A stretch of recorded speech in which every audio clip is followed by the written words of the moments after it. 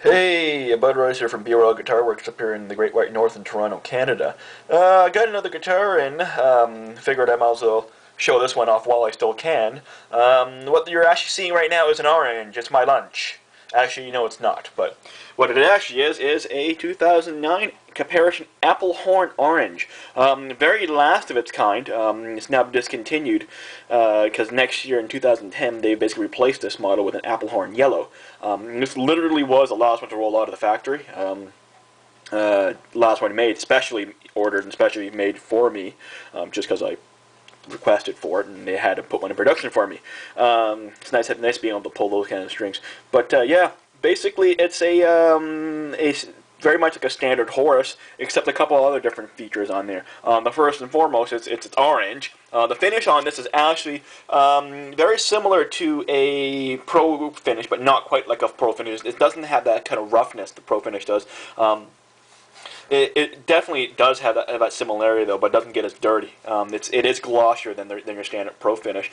But on top of that, of course, you probably would have noticed by now that there's a big apple horn on here.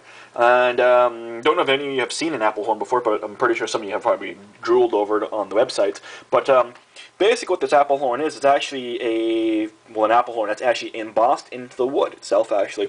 So if you look over here, it's actually it's basically engraved in this big apple horn here. And apparently what that does is that it alters the resonance of the wood itself. And that actually makes a lot of sense, because when you start chipping away at a bit of wood, you basically start altering the way it resonates.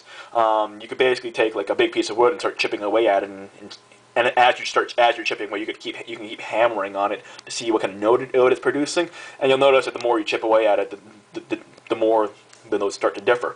But the exact reasons for all this stuff, and the exact thing of what it does, you have to talk to a Taro, because that's just way beyond me. I don't want to get into that much math. But other than that, very much, like I said, once again, very much like a standard Horus. It's just a single volume control with a push switch.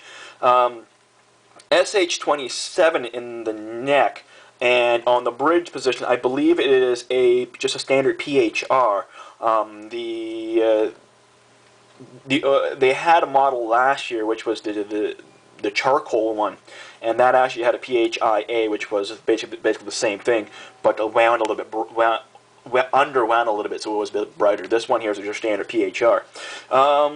When it comes into the fretboard, it's a nice shiny fretboard, that's for sure. Took a while to polish that. But you're basically getting a rosewood fretboard on here with cream binding. You don't find binding on the standard models. Standard Horus inlays, except here the dots are in the middle right across. On a standard Horus, I believe these two mini clocks are actually up over here, probably just for a little bit easier, for it to be easier to be seen. Here they're actually straight right down the middle, and it is your standard clock inlay. About it, nothing too fancy. It still has the older EA logo on there. They've basically now replaced that on the new 210 models with a bigger apple horn. They replaced that with just saying this is apple horn, and the 210 model now has a big IA right down in the 12th fret. This one still is. I still personally like this one better. It looks a bit classier to me, but hey, everyone's different. That's the top. Let me pull it back out for you. That looks pretty much like a standard Horus, just in the orange. There's back. Gotta dig the color though. It's quite unique. You got that prison jumpsuit orange thing going. If you're in jail or happen to have one of these things, it would totally match your prison orange uniform.